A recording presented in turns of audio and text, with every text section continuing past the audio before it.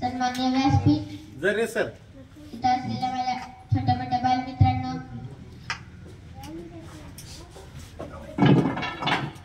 माझी दादी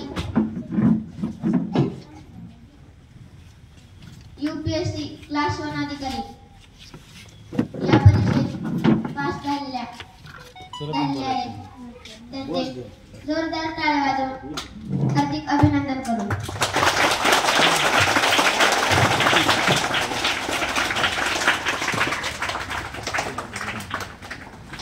व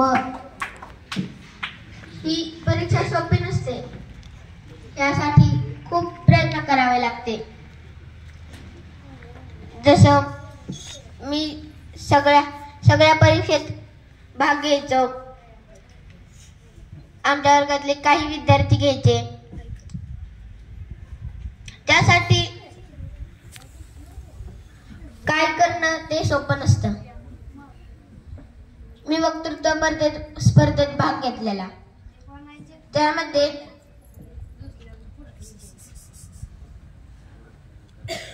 मी तालुकापर्यंत गेलो. त्या तालुकास्तरीय स्पर्धेमध्ये माझा 2रा नंबर आला.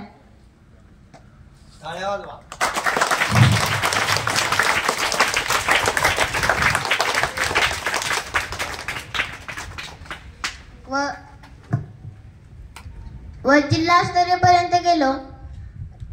40 मुलातून एक मुलगा व मी, आमच्या दोघांचाच विषय वेगळा होता. पण त्या एवढ्या 40 मुलातून एक मुलीचे आजोबा त्यांना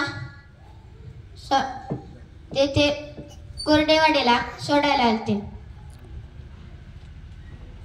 आजोबा नाही, पंजोबा.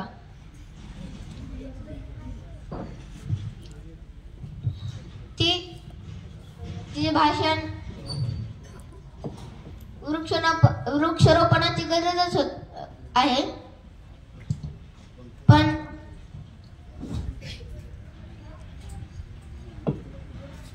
पण तिथे गेल्यानंतर मला कळालं की एवढ्या विद्यार्थ्यांचं भाषण घेताना मला आश्चर्यचकित वाटलं की एवढे मुले आहेत, या मुलातून माझा नंबर कसा बसायचा. पण मी ध्येय ठेवलं.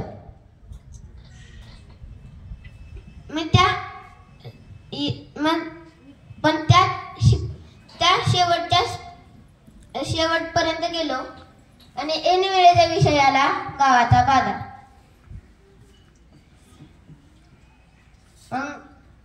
गावाच्या बाजाराला मी सांगितलं, आमच्या गावाच्या बाजारामध्ये भाजीपाला, वडापाव, पाणीपुरी, आईस्क्रीम, पॉपकॉर्न हे सगळे पदार्थ असतात. पण आम्हाला जे परीक्षण करणारे ज्या बाई होत्या मॅडम, त्यांनी एक असा त्यांच्या शाळेत उपक्रम राबवलेला की दरवर्षी एक शिक्षकांची स्पर्धा घ्यायची, ती वक्तृत्व स्पर्धा. त्या वक्तृत्व स्पर्धेत त्यांनी पण भाग घेतलेला. त्या वक्तृत्व स्पर्धेत त्यांचा प्रथम क्रमांक आलता. एवढं सगळं हे करून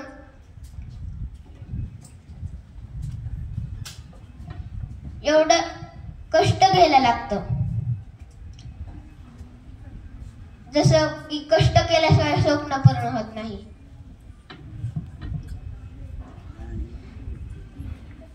पण मी त्या शिखराकडे गेलो आणि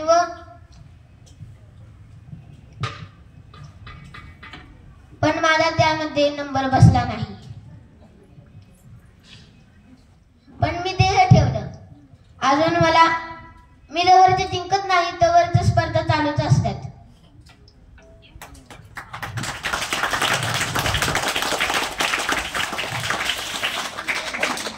पण जेवढं करायचं म्हणलं की आपल्या शाळेत टॅलेंट हंट स्पर्धेमध्ये आम्ही सर्व मुले भाग घेतो. जसं की समूह गीत स्पर्धा, वक्तृत्व, कथाकथन, निबंध स्पर्धा, चित्रकला या स्पर्धेत आम्ही भाग घेतो. पण आमचा कशात ना कशात तर नंबर बसतोच. आता आम्ही डान्स स्पर्धेत तालुका स्तरापर्यंत गेलो. पण सरांनी जे गाणं दाखवलं त्या स्टेप जरा वेगळ्याच होत्या. पण मुलींना जे करायचं होतं ते खूप अवघड होतं.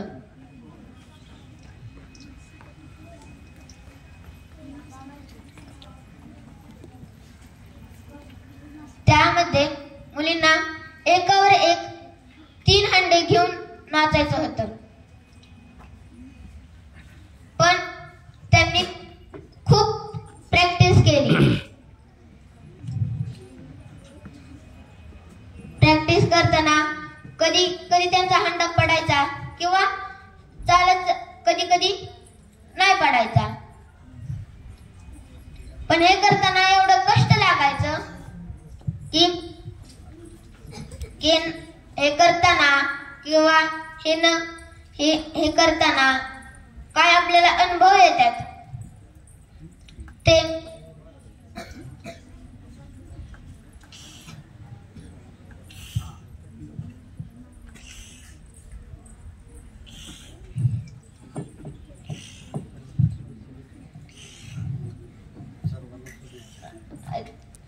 माझ्या मित्रमैत्रिणींनो, इथे आपण डान्स स्पर्धेच्या तालुकास्तरीय स्पर्धेपर्यंत गेलो.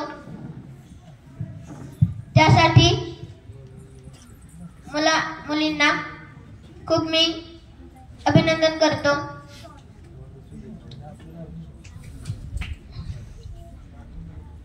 व माझ्या दाजींविषयी काय बोलणार आहे ते शांतपणे ऐकून घ्यावे. माझे दाजी खूप माझे लाड करतात. मला जे पाहिजे ते देतात. पण सगळी मोबाईल घेतात असं असतात. पण मी पण मोबाईल घ्यायचो.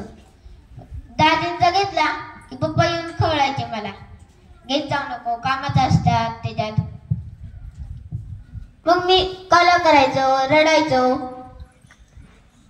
पण पप्पा माझा हट्ट पुरवत नसतात. ती हट्ट फक्त दाजीच करतात माझी पूर्ण. कुठं न्यायचं झालं, मी कुठं आलं की सारखं सतत हसत राहतात माझ्या बरोबर. काय गप्पा गोष्टी करतात. जे ह्या वाणिज्य मंत्रालयात एवढे मोठे ऑफिसर होऊन त्या उच्च शिक्षणाकडे गेले, त्यासाठी हार्दिक अभिनंदन.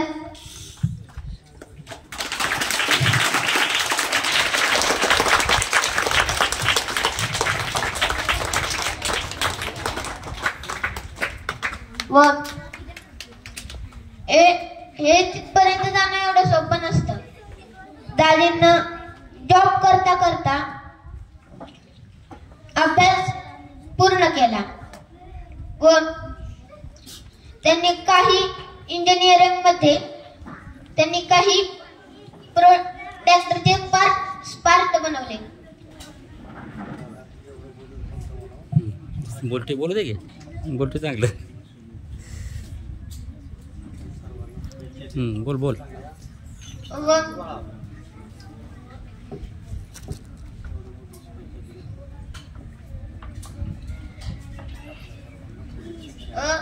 तेथे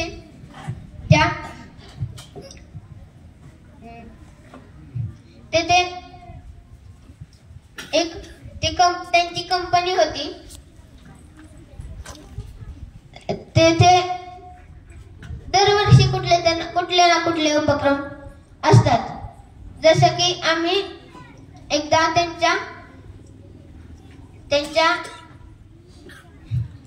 कंपनीमध्ये एक उपक्रम होता की आपल्या कुटुंबाला आपल्या कंपनी दाखवायला घेऊन यायचं होतं. मग आम्ही, माझे पप्पा, मी, माझी आजी, मी, माझी मम्मी, काकी, बहीण, आम्ही सगळे गेलतो. मग तिथे आम्ही गेलो तर तिथे जाऊन आम्ही बघितलं की एवढी मोठी कंपनी आणि त्यामध्ये एवढे सगळे कशाचे पार्ट असतातच.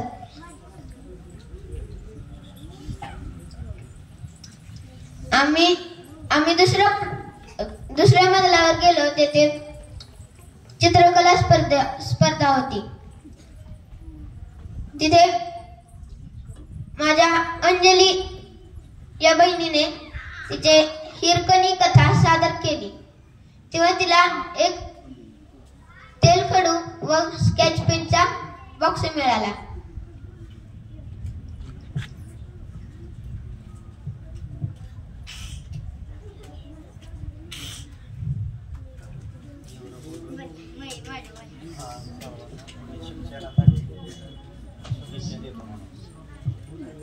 सर्वांना पुढील शिक्षणासाठी व तुम्ही या क्लास 1 अधिकारी